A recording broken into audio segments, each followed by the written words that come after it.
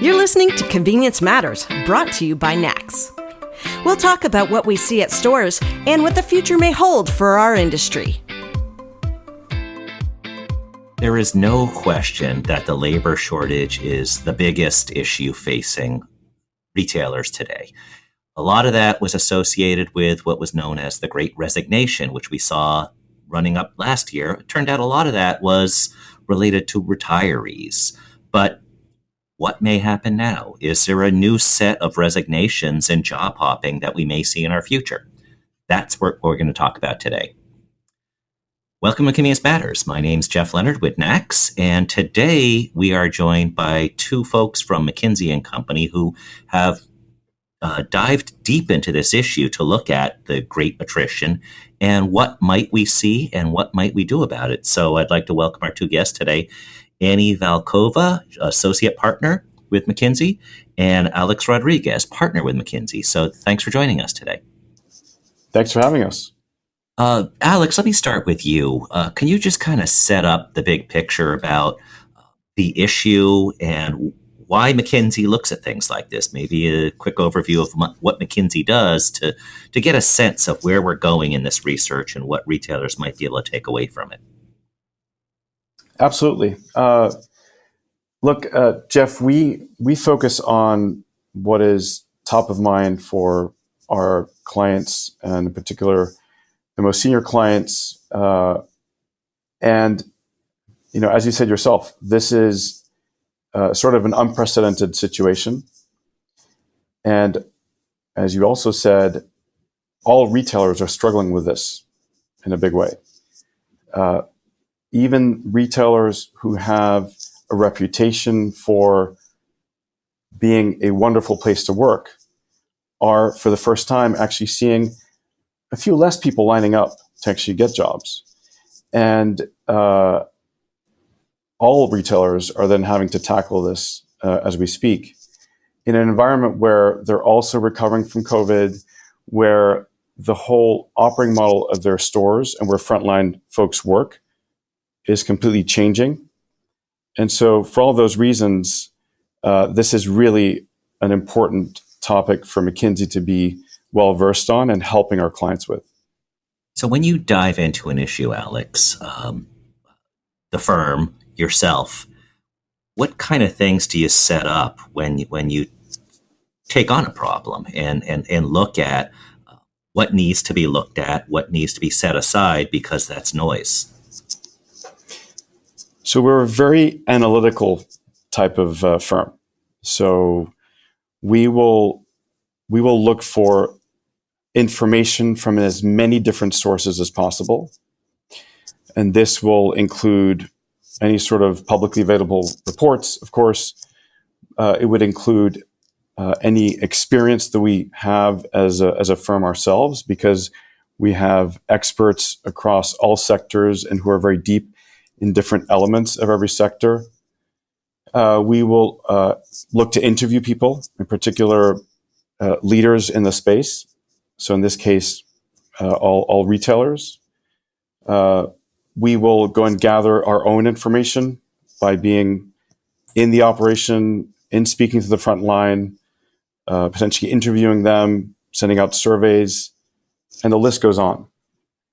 We take all of that, and per your point, we try and eliminate the noise and get to the key themes of what we're seeing and we're learning. And I think we've learned some pretty, we have some pretty strong themes as to what is coming out in this current labor scarcity situation. And both of you presented at a NACS Leadership Forum presentation earlier this year, and the title of your presentation was called The Great Attrition. And Annie, you each tackle different areas, but I'd like to get your insights for there was one slide that came up early, and I alluded to it at the beginning of the broadcast, but 40% of employees are somewhat likely to leave their current job in the next 3 to 6 months. That is on top of the labor shortage we're facing right now. That was you could hear a pin drop after that was mentioned. That's pretty incredible, and that's the problem. we're going to talk about the solutions. But when you see a number like that, what's your immediate takeaway? We had a similar reaction when we first saw it, right? Because we looked at it across industries, we looked at it across positions, and no matter how you cut it, that's big. And some of it is coming from that unprecedented burnout that we're seeing, that those large declines in well-being, both self-reported and objectively measured. And that idea that COVID fundamentally changed the way people think about their jobs and what they expect of their employers, what they expect of their day-to-day. And that is manifesting itself both in the great attrition that we're seeing, but also in the way that it will sustain, right? And maybe the magnitude of it will change, and the way we go through employment cycles historically. But that fundamental, people now look at different things and for different things, I think is part of what's driving that large number that says yes, 40% of people say that they're ready to quit their jobs in the next 3 to 6 months. And Alex, last year, I think the data is showing that a lot of those first batches of people who left their jobs were retirees for whatever reason. They thought, okay, this is a challenging work environment. I feel comfortable. I'm just going to retire. What we're seeing with this is a high percentage of people are leaving their jobs without another job and possibly without another safety net. So when you look at the big macro trend, this is not just a big deal for employers. This is a big deal for everybody because it may take a while to connect people who are motivated with people that want motivated employees. Absolutely, Jeff. It is an incredibly high number. In fact, I think it's actually over a third of people who, in leaving their job in the last 6 months, did not have another job lined up. And it is pretty remarkable when you think about exactly what you're describing. How do you then get those people connected with the right position? But it's just not how many people are making that decision right now. What we've learned is that their outlook on their jobs, but also life in general, has fundamentally changed in the midst of COVID. People have realized the value of spending more time at home, as we all have. They have also changed what they feel they can expect from their job, and as a result are willing to make a bit less, even be without a job for a while, or in a household where two people are working, maybe one continues to work and they realize that they're able to live off one's salary while that other person is figuring out when they want to go back into a job and which job and specifically they want to take on. Annie spent a lot of time talking about some three ways that retailers or anybody can tackle this problem. We'll get to that in a second. But Alex, I just want to ask you, what I thought was fascinating was the slides that you both had up comparing the relational aspects that people want with employers thinking that it's about transactional elements. So Alex, can you speak to the disparity between people saying, I want this, and employers saying, I think they might really want this. And that is what could be leading to a potential great attrition. There's clearly a mismatch on many of the most important reasons why people choose to leave a job or choose another job. There's some expected ones where both employees and employers share the same perspective. One of those being work-life balance, sort of at the top. But beyond that, what's really on employees' minds, much more than employers realize, are things like, am I valued by my manager? Am I valued by the organization? Do I feel that I belong within this organization? So as you said yourself, these are absolutely not the transactional sort of dimensions that one may have thought about, like compensation, which is one of the top of mind things for employers when they think about key drivers for employees. Anything related to physical and mental health are also things that employers consider to be sort of on the higher end of importance, but are actually not as important as the relational elements that I described before. And so it's very important that employers realize that and understand how important it is for them to become very credible on those more relational aspects, because that is what employees are increasingly focused on. And it's really hard to define if you're doing it right or wrong with these words that you used in your research: valued, belonging, caring. It's much easier to say, well, we're paying them more. That's got to be the easy way to solve the problem. It's a really definable metric. So Annie, let's talk to you about the 3 ways to flip the dynamic.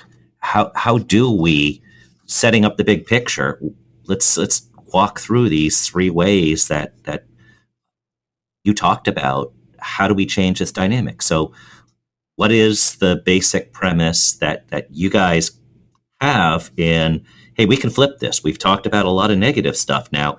We see opportunity here, and let's kind of walk us through that.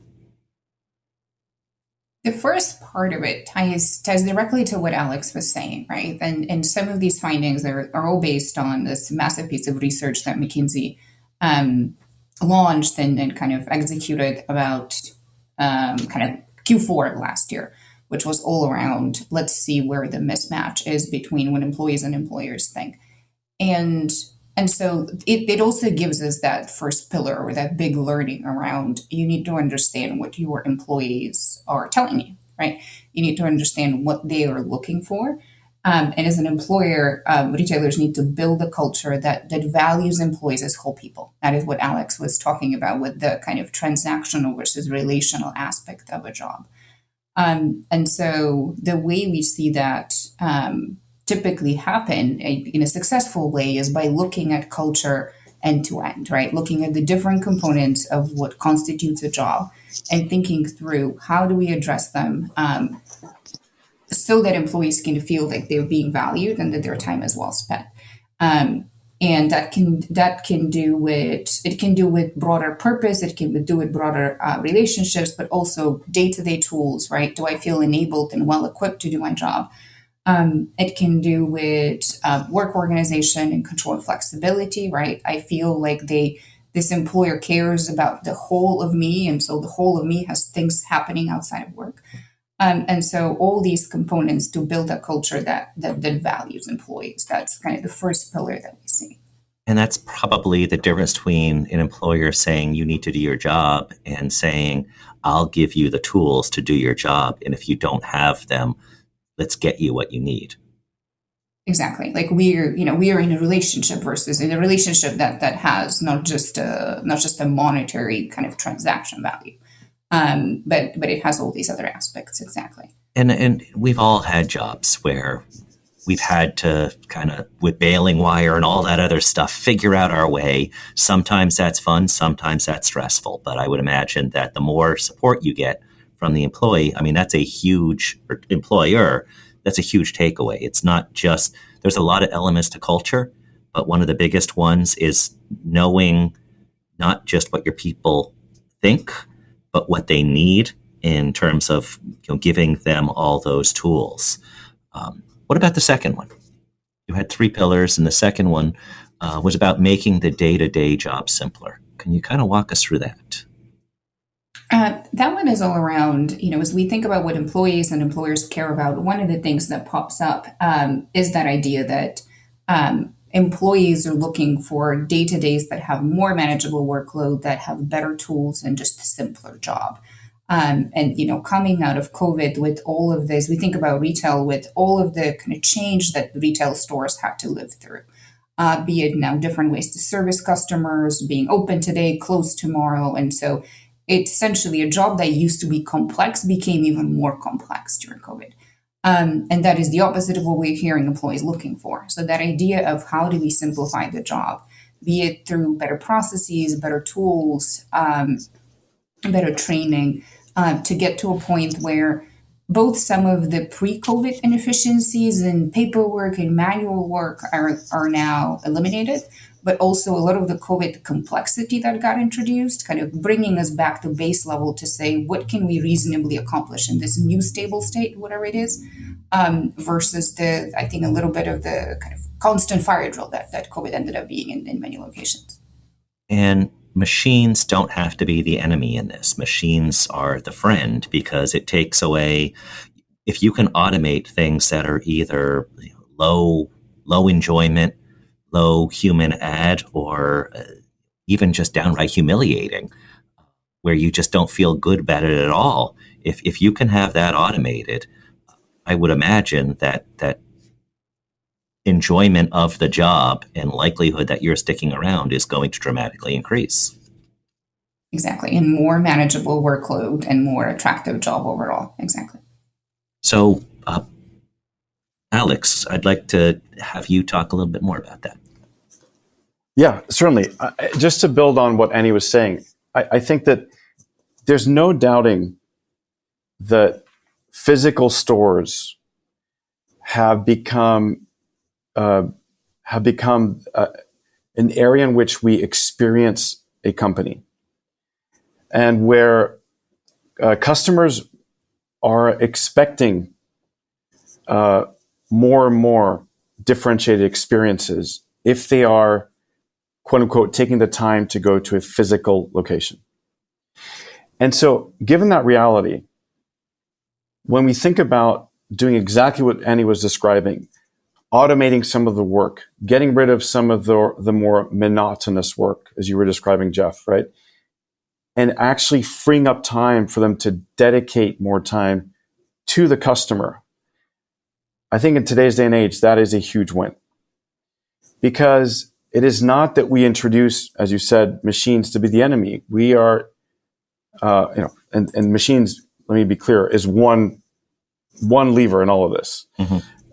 But introducing tools to help, including automation, can actually make a humongous difference for people, especially if everything is framed in the way that it is actually intended, which is to simplify the work.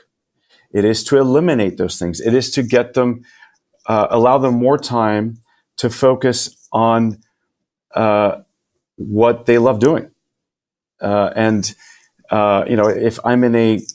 If I'm selling bread and I love to bake, or I love to,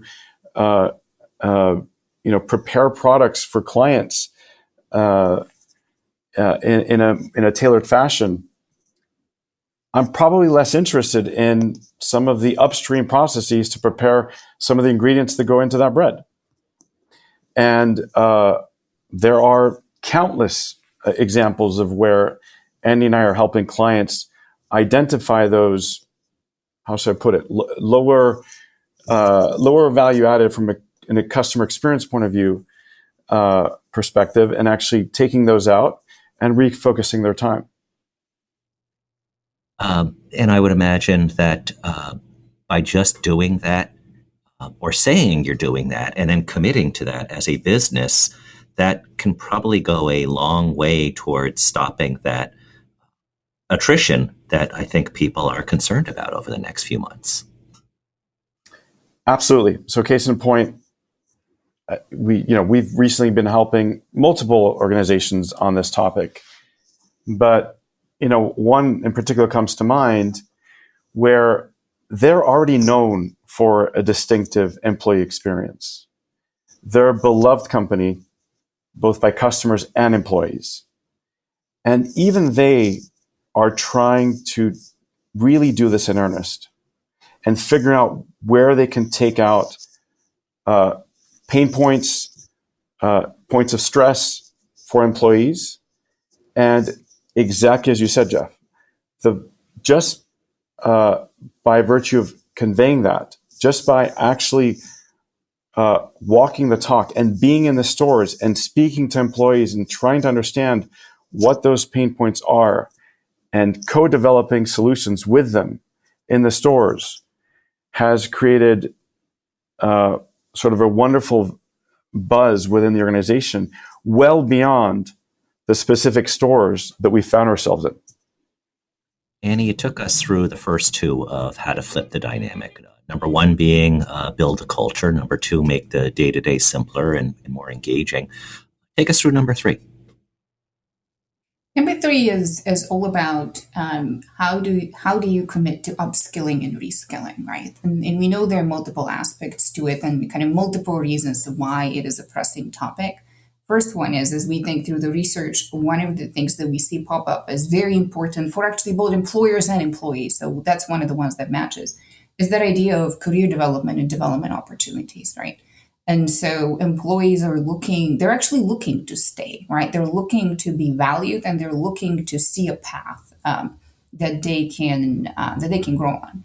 And so that's one aspect of upskilling and reskilling. And I think the other one is just the reality of turnover. And so turnover is always high in retail. And that's one of the things that the retailers naturally work towards. And so as we think about a labor pool that tends to change, that idea of how do we think about training as something that is part of the process and happens happens in an easier way, in a more intuitive way in this new environment, versus kind of some of the old ways to train.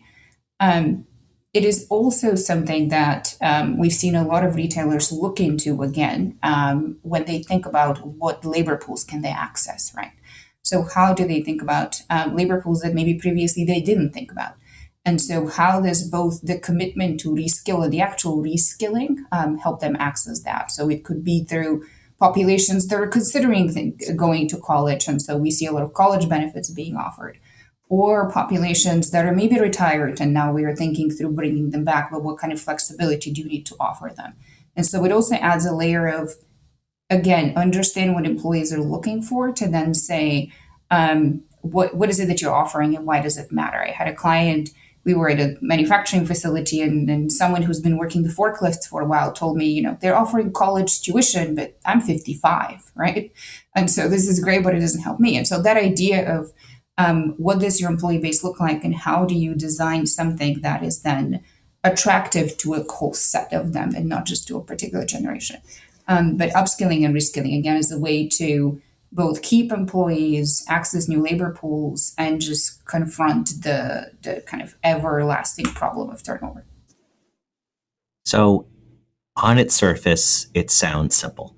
Build a better culture, make the job simpler and more engaging, and commit to upskilling and reskilling. Let's kind of wrap things up, and I'll start with you, Alex. Sounds easy. If it were so easy, everybody would be doing it, and everybody would have their own answer. And it's obviously more difficult. So the research looking at things like this are enormously helpful in terms of getting people to think, hey, yes, my area is unique, but I share many things that are similar. So are there ways to get started that you might have, I like the phrase, putting points on the board to kind of show that you're changing the mindset of your employees, and then also diving in a little deeper to make a systemic change that I think people also crave? So yes, it is. The principles do sound simple. Driving the type of impact that is required, requires real investment. And, achieving an end-to-end transformation on this requires an end-to-end transformation program. However, you do have to start somewhere. And I think maybe even just going back to the story I shared earlier about actually spending time in stores trying to understand what is on employees' minds. When they come in first thing in the morning, what is it that they stress about? Where are the time sinks?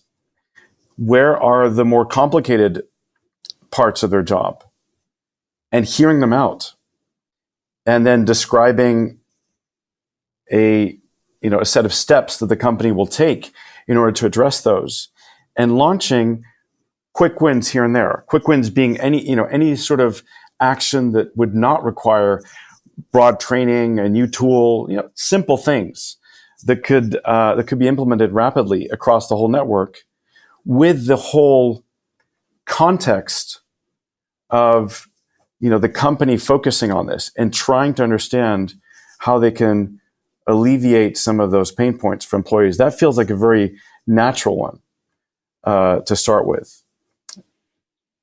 How about you, Annie? So I think the one Alex had is around listen, right? To say you need to understand what your employees are actually looking for. And I think that what we typically see come out of that is actually a very rich set of both things you were kind of looking for, Jeff, when you asked the question, which is what are the wins on the board that you can get to quickly, and then what are some of the longer term ideas. I think what that also does that shouldn't be underestimated is that idea of, so listen is helpful for employers because it provides you with information, but it also signals to your employees that you are listening. And so it's a simple kind of, it sounds like a simple nuance, but that idea of we are now creating a channel and we're going to use your ideas through that channel. And that should be a channel that doesn't just happen once. But I think it goes a very long way to say we've now created this vehicle for us to understand what you care about. And we're going to do this, we're talking about it now, but it's going to stay, and we're going to have that. And we're actually going to act on it, right? We see retailers build that as almost a formal thing, right? Then every quarter, here's the winning idea. After kind of the big bang of one time, here's our set of initiatives. And so I think that there are multiple parts to it once you get through listen, get through some of the ideas, and then truly invest, right? And so there are massive returns that we've seen through work in culture and organizational health. And pure simplification. And so that idea of kind of investment following where it needs to go. Sure. I was going to say, it's not just about saying you're going to do it, then going out and listening. I think, as Annie was describing, you got to move to action. And so I think, as you think about the fact that overall it could be quite a daunting task to achieve the full transformation that I think any retailer would be looking to drive in order to be an attractive place to work now and in the future. It all starts with one step at some point. And I think, at the risk of stating something obvious, I think people need to plan that step to be something they will be able to carry out. They will be able to go and, in this case, listen to the employees and then act on it in the short term. Otherwise, it could have the inverse effect.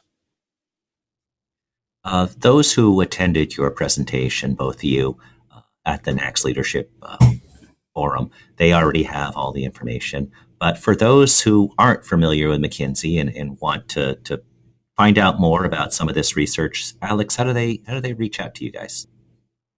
Well, Jeff, we'd be happy to talk to anybody about this. Andy and I are very passionate about this and work on this a lot. So they can feel free to reach out to us directly. And Jeff, I'm sure you'll be able to provide our contact information to those who would like to reach us. And they can also go to our website, our McKinsey.com website, and look under the retail sector and find more information there. We'll put those email addresses on the episode guide, and for anybody that wants to reach out to either you, Annie, or Alex. Before we let you go, though, we have one final thing here. Yeah, it's happy music. So we have trivia each week, and we try to link the convenience store trivia to the topic. So this week's topic is around work, specifically The Office, which, of course, was a TV show both in the UK and the US. And there was an actor from The Office who based a lot of his material on working the overnight shift at a Store 24 convenience store. give you 4 choices, and there's no betting, so you don't have to worry about losing money on this. Was it Steve Carell, who played Michael Scott? Was it Rainn Wilson, who played Dwight Schrute? Was it Ed Holmes, who played Andy Bernard? Or was it BJ Novak, who played Ryan Howard? Anybody want to entertain a guess? Annie, do you know? I'm the only person who has not watched The Office in the world. I'm going to say BJ Novak. It is Steve Carell. Steve Was Carell, he's a Massachusetts guy, and he worked at a store 24 in Maynard, Massachusetts. And overnight shift, he saw some interesting people, and that informed some of his characters. Now, Steve Carell also owns a general store, if you want to call it a convenience store, called Marshfield Hills General Store. Steve, if you're listening, come on the show. We can talk about your store sometime. So until then, Annie, Alex, thank you very much for walking us through this research and presenting your findings. Thanks for having us.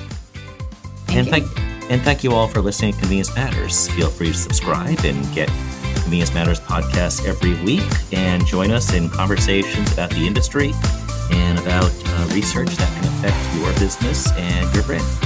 Convenience Matters is brought to you by NACS and produced in partnership with Human Factor. For more information, visit convenience.org.